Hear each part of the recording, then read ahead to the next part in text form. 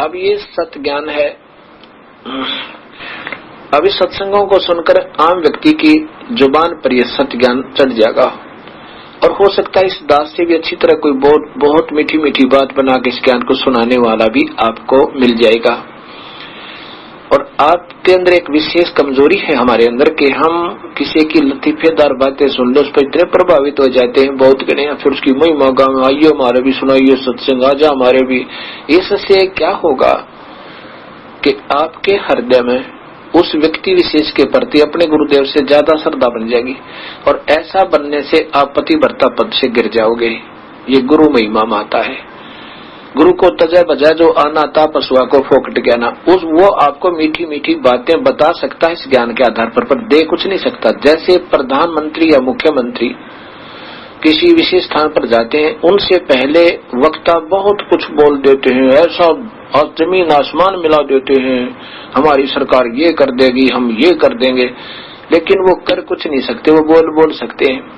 मुख्यमंत्री या प्रधानमंत्री आता है, दो शब्द कहता है कि तुम्हारा ये काम भी हो जाएगा, तुम्हारी सड़क भी बन जाएगी, तुम्हारा वाटर वर्क्स भी बन जाएगा, तुम्हारा स्कूल भी बच्चों का बन जाएगा। उसने इतना ही कहना, वो उसके शब्द में शक्ति है और वो बोल रहे थे उनके शब्द में शक्ति नहीं है, वो नहीं कुछ कर सकते थे। ऐसे ही ये ज्ञान सुनाने वाले केवल व्यक्ति प्रभुता तो पा जाते हैं बोली समाज में, लेकिन इनके पास नाम देने का अधिकार है नहीं, शब्द शक्ति है नहीं, ये कुछ नहीं दे सकते। लेकिन हमारे अंदर एक विशेषता है या कमजोरी है, विशेष कमजोरी है। एक समय एक कमाल जो मुर्दा जीवित किया था कबीर परमेश्वर ने, अपने बच्चे की तरह रखा और उसको नाम दिया, सतनाम दिया। अब जवान बच्चा था, थोड़े से दिनों में सतगुरु की सुनकर बातों को बड़े मीठी मीठी बातें लतीफेदार सुनावर काफी संगत प्रभावित होगी और सब आकर कहे कि गुरुदेव बस कमाल तो आपको भी माफ करने वाला है, बहुत कमाल की बातें बताता है, बस हद कर रखी है उसने। तो कबीर साहब कहा करते थे, बातें बताना और बनाना ये कुछ और बात है और समाधान नहीं है तो वो बातें व्यर्थ हैं, चाहे कितनी मीठी बनावे। और ये कह देना कि आपके तुल्य है या आपसे भी बढ़ गया है तो भी आप पतिव्रता पद से गिर गए, आपकी भावना गुरु से हटगी, आप नामहीन हो गए, आपका नाम समाप्त हुआ। इतना ही नाजुक नाता इस प्रभु की भक्ति का है। कबीर साहब ने उस कमाल को भी समझा कि नादान क्यों अपने कर्म बिगाड़े, तू अपनी भक्ति कर ले, ना गधा बना हो, ऊपर तेरे ऊपर कृपा हुई है प्रभु की और अपनी भक्ति कर ले, इनको मत गुमराह करे। अब इन 2-4 बार सतगुरु ने उसको टोक दिया तो कमाल नाराज हो गया और जाकर के ना काफी दूर की तो और जाकर के कहीं पर अपना आश्रम बना लिया। क्यों, वो चेले चपटे जो गुरुदेव के थे वो उसके ऊपर प्रभावित हो गए थे, उसकी मीठी मीठी बातें सुनकर कि आप वहां आश्रम बना लो, अलग से रहा करो। आश्रम बना लिया, कमाल गुरुद्रोही हो गया। और गरीबदास जी कहते हैं, गुरुद्रोही की पैड़ पे जय पग आवे वीर, 84 निश्चय पड़े नु सतगुरु कहे कबीर। पूरे संत परमात्मा तुल कबीर परमेश्वर ने छोड़ कर गुरुद्रोही हो जाना, गुरु से दुश्मनी कर लेना, बराबर में आश्रम बना लेना है, ऐसे ऐसे करना, ये गुरुद्रोही कहलाता है, गुरु की निंदा करना। तो वहां आश्रम बना लिया और ये हमारे जैसे भोले भगत मूड और कमाल था चतुर प्राणी, बातें वही बतावे लेकिन ज्ञान उसके पास नाम देने का आदेश था को नहीं। तो यहाँ कहा कि चतुर प्राणी चोर हैं, ये मूड मुग्ध है ठोठ और संतों के नहीं काम की, इनके देगल जोट। इतने सत्संग सुनकर फिर भी आन संत से भगत से प्रभावित होते हैं तो उनको कोई ज्ञान नहीं, उनका पल्ला वो तो मूड है और वो मूड उन नादान नीचों जैसे ही है, कमाल जैसे के, और उनके पीछे पड़े रहो और जाओ नरक में दोनों। अब कमाल वहां आश्रम बना कर रहने लगा, खूब मीठी मीठी बातें सुनाओ। वो जो श्रोतागण थे बहुत गुण आने लगे, आश्रम भर जावे, सत्संग सुनावे हर हफ्ते में एक दिन। अब क्या हुआ, कुछ दिनों के बाद उन श्रोता गुणों का नुकसान होने लगे, क्योंकि परमात्मा ने जो सहारा दे रखा था वो वापस कर दिया, कनेक्शन डिस्कनेक्ट हुआ, बिजली आई नहीं, पावर नहीं आई, तो पंखे चलने बंद हो गए, तो उनको सुविधा समाप्त हुई। कुछ दिनों में उनकी वह सब हानियां होने लगी। अब आपको कितने ही मीठी बात बताता हो कोई और एक नुकसान हो जावे, आपने उस संत की बात कति नहीं सुनावे, दोबारा नहीं जा सकते वहां पे। तो ऐसा ही पहले तो मीठी मीठी बातें अच्छी लगे थी, क्योंकि अच्छा सुरीली आवाज थी, जवान लड़का था, खूब बोल बोल को सुनाओ था। थोड़े से दिना में वहां पर 5 व्यक्ति जान लग गए। अब कमाल ने सोचा भाई की बात हुई, कोई भी नहीं आता। तो उसने क्या किया कि गुरुदेव का भंडारा करेंगे, कबीर साहब की कहते वर्षगांठ बनाएंगे, जन्मदिन, ये उसने समय निहित कर दिया और जगह जगह प्रचार कर दिया। तो सोचा, गांव में बहुत कुछ कहा। तो वो निश्चित जब दिन आया, सबको कहा कि सब दूध देकर जाना नगर निवासियों को, और खीर बनाएंगे, भंडारा करेंगे साहिब के नाम पे। अब उस नगरी वालों में कबीर साहब की कृपा से ऐसी चेतावनी, अंदर से ऐसी धारणा भर दी कबीर साहब ने कि हर व्यक्ति, क्योंकि जून का महीना कबीर साहब की जयंती जून में आवे, जेठ में, उसमें दूध भी पशुओं के नीचे बहुत कम हो जाता है, बहुत कम दूध वाले पशु दूध देते हैं। तो हर व्यक्ति के मन में ऐसी धारणा भर दी कि मैं आज सुबह भंडारे में बख्ते दूध डालाऊंगा, और दूध की जगह पर पानी डालाऊंगा, जल। और किसने दिखा है मेरे 1 गिलास पानी में, और सब तो दूध डाले ही डालेंगे, वहां मेरा 1 गिलास जल होगा, तो क्या पता लगेगा। अब ये सोच के सुबह उठे और लोटे में जल भरे और ढके कपड़े से ढककर, और वहां जाकर कहे सत साहेब महाराज जी, कमाल का सत साहेब भाई, सत साहेब आ गए, कहा जी दूध लाए हो, कहा जी डाल दो वहां पात्र में, बाहर एक पात्र रखा था। अब जाए और पात्र पे भी कपड़ा डाला हुआ था, कपड़ा ऐसे करे और नीचे डाले पानी, चल पड़े। सभी के सभी, कोई एक आधा तो दूध लाया नहीं, सभी की ऐसी धारणा होगी लोटा लावे और सत साहेब बोले और दिखावे कि हम लाए हैं, और ड्राम में डाल जावे। वो सुबह पानी का ठोक दिया, वो जल का भर गया सारा। अब कमाल बड़ा प्रसन्न हुआ कि या तो सारा ही गांव झुक गया, या तो 5-4 ही आते थे। उसने सोचा कि फिर तेरे पे गांव प्रसन्न हो गया। अपने जो रहा करते आश्रम में चले चपटे, उन तो बोला कि अभी बना लो, आज तो खीर और दूध खूब ठाठम ठाठ हो गए। अब उन शिष्यों ने, वहां के सेवकों ने उठाकर देखा, वो पर्दा उस मटके का, उस पात्र का, उस ड्राम का जिसमें दूध डाल रहा था सारा गांव, वो तो पानी का भरा। कमाल से कहा शिष्यों ने, सेवकों ने कि महाराज जी तो दूध नहीं, वो तो सारा गांव पानी से भर गया। उसने, कमाल ने देखा, कमाल है, ऐसी बात थोड़ी हो सकती है। देखा तो वो पानी ही पानी था। इतना शर्मिंदा हुआ, वहां से रात को उस आश्रम न छोड़कर ना जाने कहां मरा जा गए। ऐसे कहते हैं, गुरुद्रोही की पैड़ पे जय पगावे वीर, वो 84 निश्चय पड़े नो सतगुरु कहे कबीर। गरीबदास जी कहते हैं कि ये चातुर प्राणी चोर हैं, ये मीठी मीठी बात बनाने वाले बात वही बता रहे हैं, लेकिन उनके पास नाम देने का आदेश नहीं है, तो जीवन खो रहे हैं। ऐसे ये गुरुद्रोही जो होते हैं, गुरु जी से अलग होकर के उन अपने भोली आत्माओं को गुमराह जरूर कर लेते हैं अपनी मीठी बात बना के, और वो अनजान लोग कहोगे गुरु से भी अच्छा है तो बहुत अच्छी बातें बताता है, तो इतने में भी बात बिगड़ जाती है। गुरु को तजा बजा जो नाता पशुआ को फोकट गया ना। उसके लिए कवि गरीबदास जी कहते हैं कि ये चातुर प्राणी चोर है, विचक्षण है, ये चतुर प्राणी दिखे सियाने पर वस्तु नहीं, न उनके पास नाम देने का आदेश और न ही वो सत्य ज्ञान है। चोर है मूड मुग्ध है ठोठ, जो इतने सत्संग सुनकर भी उनके पीछे लगे, वह कहते हैं ठोठ। तो संतों के नहीं काम के, उनके दे गलजोट, वह उनके साथ, उन विचक्षण चतुर प्राणियों के साथ ही मरने योग्य हैं, जो इतना सत्संग सुनकर भी उनकी बातों में फंस जाते हैं। ऐसा कहा। कुछ दिनों के बाद कबीर साहब ने यह भ्रम तोड़ना था कि नादान संत और महंत अधूरे गुरु कहते हैं कि इस स्थान पर आओ, यहाँ पूजा कर जाओ, तुम्हारा कल्याण होगा। इस धाम में, इस स्थान में नहीं आओगे तो तुम्हारा कल्याण नहीं होगा। इस भ्रम को तोड़ने के लिए काशी में कहा करते थे वो अधूरे संत और महंत के जो काशी में मरता है वो सीधा स्वर्ग जाता है, और मगर मत मरना कोई भी, वो तो भगवान शिव ने श्राप दे रखा, वो पवित्र धरती नहीं है, पृथ्वी नहीं है। और कबीर साहब कहा करते, सत भक्ति करने वाला शास्त्र अनुकूल साधन कहीं भी प्राण त्याग दो, चाहे वो स्वर्ग, चाहे वो बनारस में या चाहे मगहर में या कहीं पर भी उसका शरीर पूरा हो जाए, वो अपने यथास्थान पर जाएगा जहां की उसने भक्ति की है। इस भ्रम को तोड़ने के लिए कबीर साहब कहते हैं कि मैं मगहर में प्राण त्यागूंगा। वैसे तो वो मालिक थे, प्राण क्या त्यागना था, पर लीला की। और देख लेना अपने ज्योतिष और पत्रे लेकर आ जाना और बताना जनता को, इस समाज भगत को, कि मैं कहाँ जा रहा हूँ, मैं स्वर्ग गया, स्वर्ग से भी ऊपर गया, ये बताना इनको।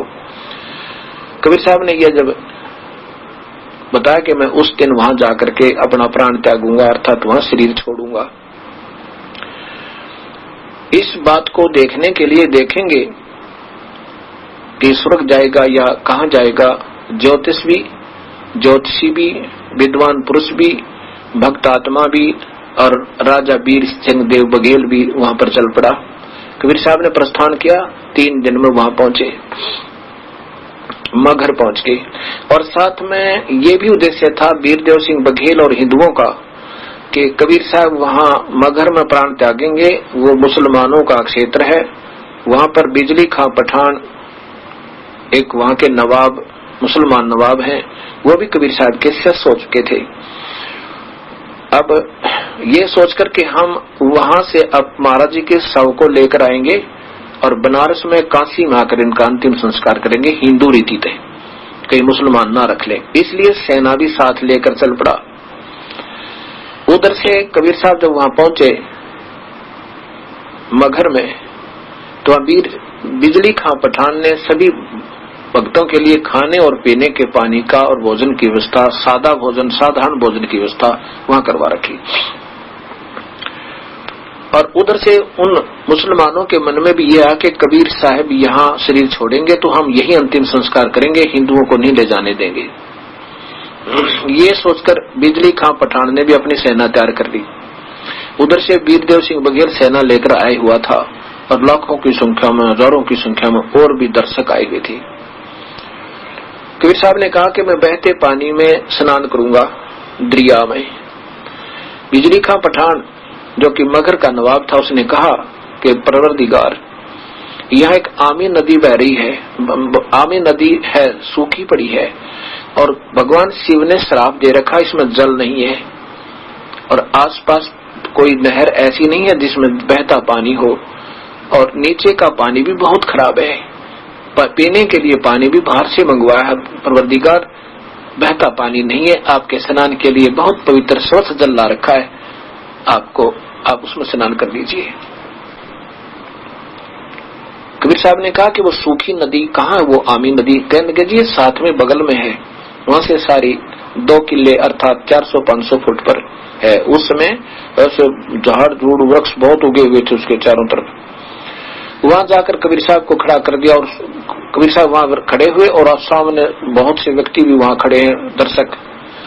कबीर साहब ने ऐसे इशारा किया जैसे ट्रैफिक का सिपाही करता है, यातायात वाला सिपाही ऐसे कर देता तो सभी गाड़ियां भाग लेती हैं, ऐसे जैसे रेड लाइट ऑफ होगी हो।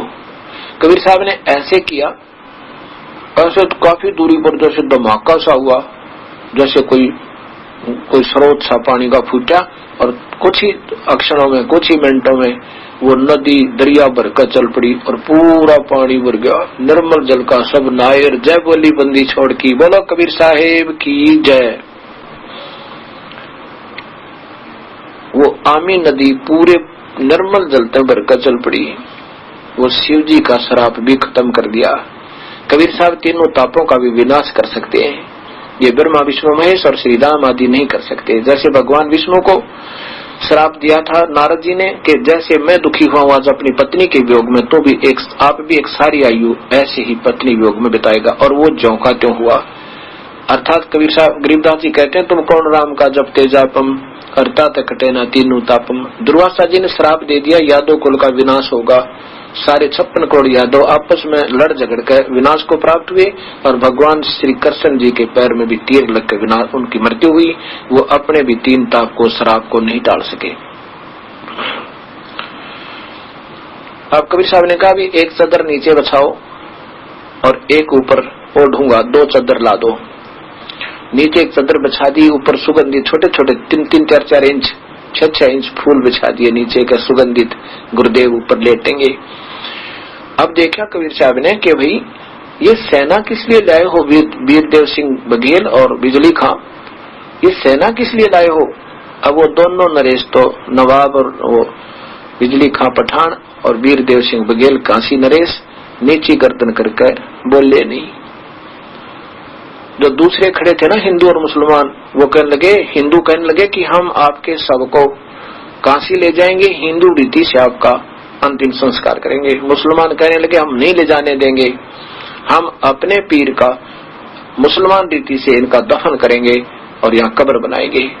अब निकाल ली गोली और बंदूक हो गए खड़े, कति लड़ाई तैयार होगी। कबीर साहब बोले, अरे अनजानो, 120 साल तक मैंने तुम्हें यही समझाया, आज भी तुम अपने आप को दो मानते हो।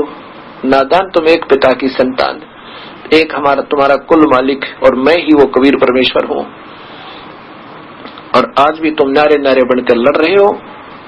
कबीर साहब ने 1 घंटे तक समझाया तो कहने लगे, तुमने क्या सीखा मेरे तय, नादान कहीं के। और सुन लो, अगर तुमने जरा सी भी कोई हरकत की, लड़ाई की, तो मेरे से बुरा नहीं होगा।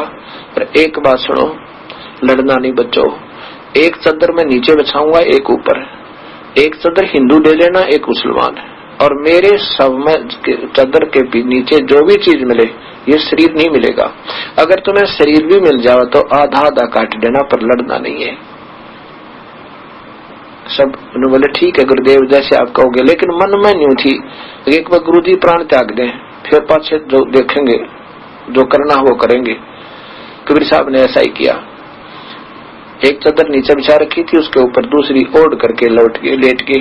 थोड़ी देर में आकाशवाणी हुई कि देखो मैं आकाश में जा रहा हूँ, इसमें मुर्दा मेरा शव नहीं है।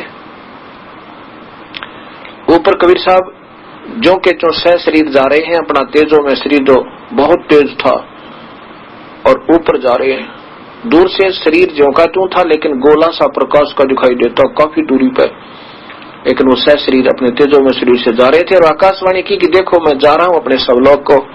और जो ये कहा करते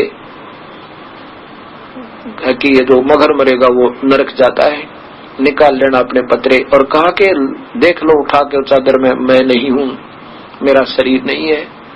ऊपर देखा और फिर वो उठाया चादर, जितना शरीर होता है इतने ही सुगंधित फूल उस शव के समान हो गए, कति सुगंधित, जैसे अभी तोड़ कर लाए हो बागों से। अब वीर सिंह देव बघेल काशी नरेश और बिजली हिंदू और बिजली खां पठान मगर नरेश मुसलमान एक दूसरे से सीने का लग गए, ऐसे रोआ जैसे बच्चे की मां मर जाती है। और कहते हैं वीर सिंह, हम समझ नहीं पाए अपने भगवान को, हम तो पाप आत्मा नीच थे भाई हम। लेकिन उनके सामने भी अब हम दो बने रहे, उनके सामने हम मरने और लड़ने को तैयार हो गए। सभी हिंदू और मुसलमान आपस में जैसे भाई हुआ करें, ऐसे प्यार से आंखों में आंसू भर के अपने गुरुदेव के प्रति अपनी श्रद्धा व्यक्त कर रहे हैं। और फिर वीरदेव उसने बिजली खां पठान ने कहा कि भाई ऐसे कर लो। उसने 500 बीघा जमीन तो हिंदुओं को दे दी वहीं पर मगर में, और 500 मुसलमानों को अपने स्टेट में ही, और कहा कि आप नारे एक चद्दर तुम ले लो, गुरुदेव का आदेश है, और एक तुम ले लो। आधे आधे फूल ले लिए, आधे आधे फूल और एक एक चद्दर लेके आपस में ज्यादा से ज्यादा उन दोनों यादगारों का 50, 60 या 100 फुट तक का डिफरेंस है, अंतर है, वही बना रखा है। नीचे फूल दबाए और चद्दर रख दी, और फिर उसकी यादगार बना रखी है कि ये ऐतिहासिक और धार्मिक यहाँ सत्य कथा हुई है, और ये जो की तो ऐतिहासिक स्थल बना हुआ सदा याद रहे। आज दोनों वहाँ बने हुए ये दास 2-3 बार देख रहा है। उसमें से कुछ फूल और लेकर हिंदू वहाँ ले आए, कहा कबीर चौरा बना दिया काशी में। अब वहाँ भी कुछ फूल डाल के और वहाँ पर भी एक कबीर चौरा बना रखा है। भाव ये है कहने का कि ये कबीर परमेश्वर थे, ये सहस्रीर आए थे और सहस्रीर वापस चले गए थे। ये पूर्ण परमात्मा है, अनंत कोटि ब्रह्मांड के मालिक हैं। बोलो सतगुरुदेव के जय।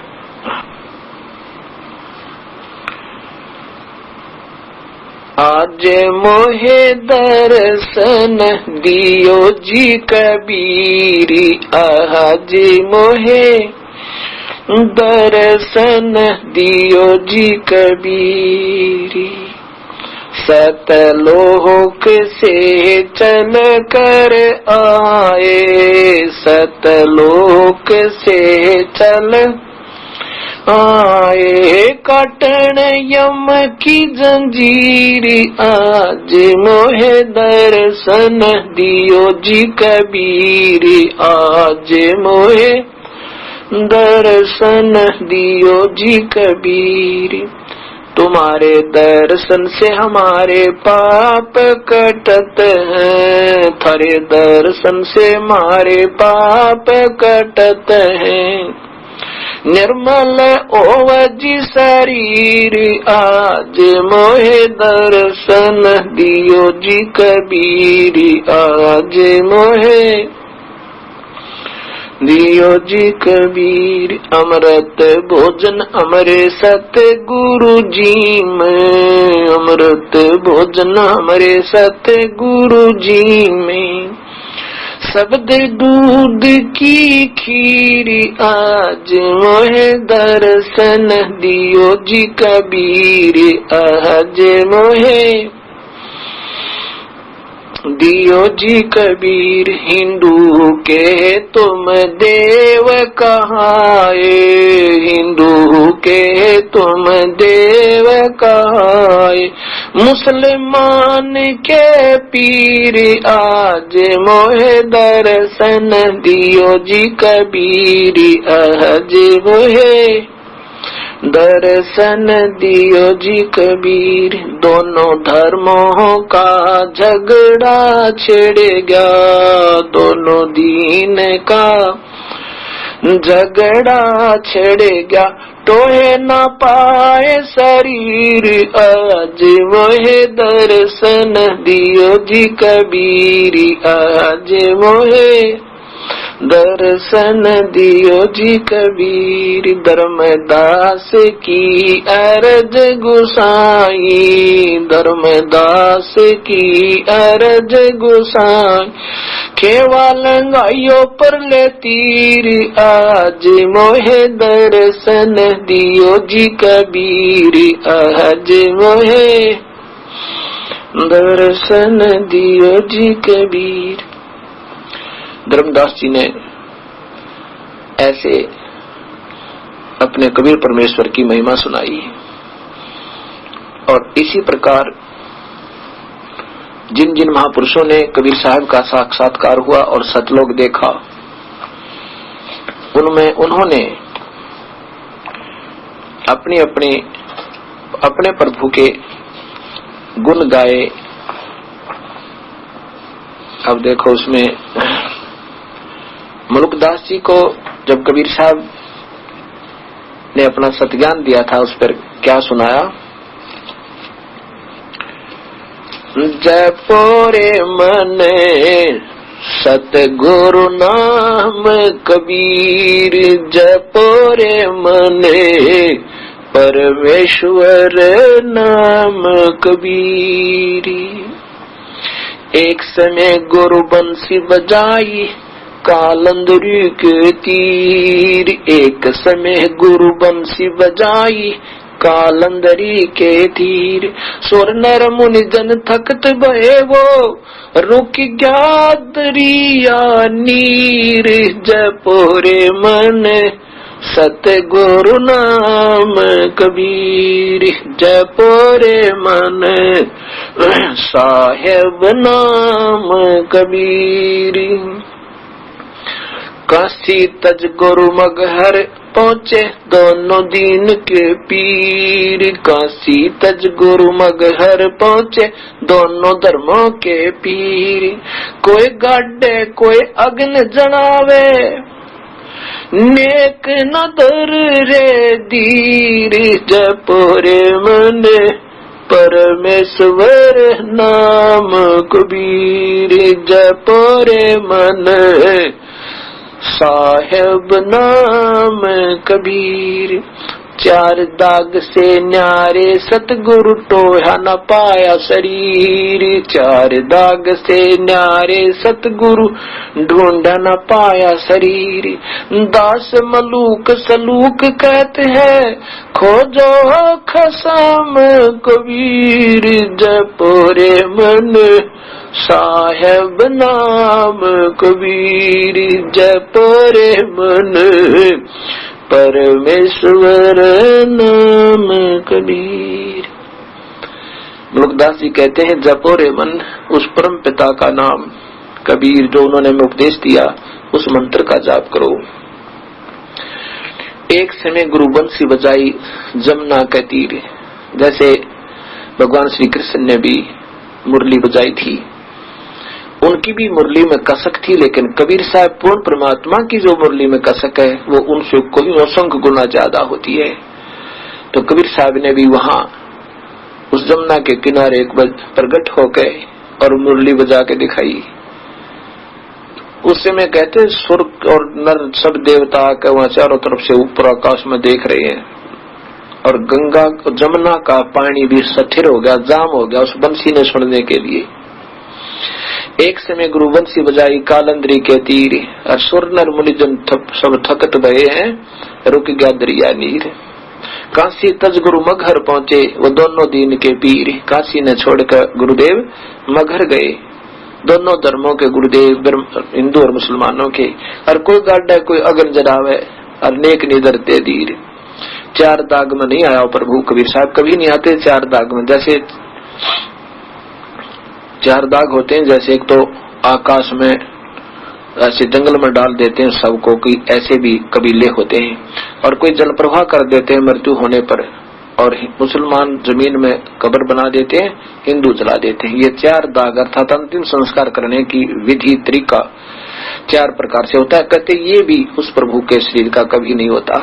चार दाग से रहित न्यारा सतगुरु ढूंढा न पाया शरीर।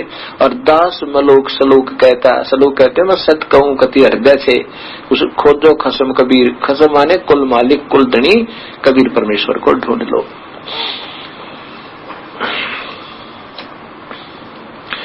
मूर्ख मनवा काल की चिंता क्यों सताती है, सतगुरु अपना साथी है। सतगुरु हरदम साथी है। गबन गऊ काट कर डाली कैसी करी ढठाई, कह सिकंद इसे जीवित कर दे जब मानो तेरी खुदाई। बच्चा गहू तत्काल जवाई फिर दूध दुआती है। सतगुरु अपना साथी है। सतगुरु हरदम साथी है। मूर्ख मनवा काल की चिंता क्यों सताती है, सतगुरु अपना साथी है। सतगुरु हरदम साथी है। इंद्रमती पर काल झपट्या सतगुरु करी सहाई, कमाल कमाली जीवित कीने सत कबीर दुआई। इंद्रमती पर काल झपट्या सतगुरु कीन सहाई, कमाल कमाली जीवित कीने सत कबीर दुआई। सिकंदर की जलन बुझाई वो तो करामाती है। सतगुरु अपना सतगुरु हरदम साथी है। मूर्ख मनवा काल की चिंता क्यों सताती है, सतगुरु हरदम साथी है। साहेब अपना साथी है। बिजली खान पठान समझाया और इब्राहिम सुल्तानी, हिंदू राजा वीर सिंह ने सीख गुरु की मनी। बिजली खान पठान समझाया और इब्राहिम सुल्तानी, हिंदू राजा वीर सिंह ने सीख गुरु की मनी। वेद कतेब का एक कहानी कोई जात न पाती है, सतगुरु अपना साथी है। साहेब हरदम साथी है। मूर्ख मनवा काल की चिंता क्यों सताती है, सतगुरु अपना साथी है। सतगुरु हरदम साथी है। जो चाहे सो कर दे सतगुरु भरम पड़ो मत कोई, सेव दर पे शीस चढ़ाया पीछे करी रसोई। जो चाहे सो कर देव सतगुरु भरम पड़ो मत कोई, सेव दर पे शीस चढ़ाया पीछे करी रसोई। माँ बेटे की 84 खोई, ये कथा बताती है सतगुरु अपना साथी है। सतगुरु हरदम साथी है, मूर्ख मनवा काल की चिंता क्यों सताती है। सतगुरु हरदम साथी है, सतगुरु अपना साथी है। जगन्नाथ का मंदिर बचाया, जल्दी न करी चढ़ाई, साहेब कबीर के तेज के आगे फीका पड़ गया भाई। जगन्नाथ का मंदिर बचाया, समुद्र ने करी चढ़ाई, साहेब कबीर के तेज के आगे फीका पड़ गया भाई। विपर रूप धर देई दुहाई मेरी नहीं पार बसाती है, सतगुरु अपना साथी है। साहेब हरदम साथी है, मूर्ख मनवा काल की चिंता क्यों सताती है। सतगुरु अपना साथी है, साहेब हरदम साथी है। राज दरबार में साहेब कबीर ने पग पर डाला पानी, जगन्नाथ के पांडे के पैर किया पड़गी आग बुझानी। राज दरबार में साहेब कबीर ने पग पर डाला पानी, जगन्नाथ के पांडे के पैर किया पड़गी आग बुझानी। दूत भेज कर पूछी कहानी, ज्यों की त्यों ही पाती है। सतगुरु अपना साथी है, सतगुरु हरदम साथी है।